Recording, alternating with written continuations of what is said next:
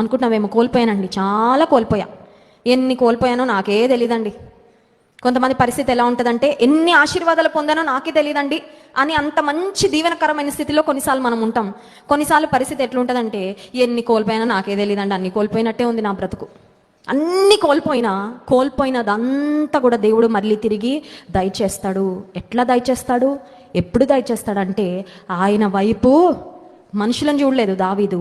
తన చుట్టూ రాళ్ళు రువ్వడానికి సిద్ధంగా ఉన్న వారిని చూసి ఏడ్చుకుంటా కూర్చోలేదు. హ్యూమన్ బీయింగ్, మనిషి కాబట్టి ఏడ్చాడు. ఎమోషన్స్ ఉంటాయి అందరికీ, భావోద్వేగాలు ఉంటాయి కాబట్టి ఏడ్చాడు. కానీ హీ డిడ్ంట్ స్టాప్ దేర్, అక్కడ ఆగిపోలే. మనిషిని కాబట్టి బాధ వచ్చింది, ఏడ్చాను, but I will go further, ఇంకా ముందుకు వెళ్తా, చేయాల్సింది చేస్తాను, దేవుని సన్నిధికి వెళ్తాను. దేవుని బట్టి ధైర్యం తెచ్చుకున్నాడు, దేవుని అడిగాడు. దేవుడు వెళ్ళమంటే దేవుని మాట పట్టుకొని అమాలేకీయుల మీదకి వెళ్ళి గొప్ప జయమును పొందుకున్నాడు.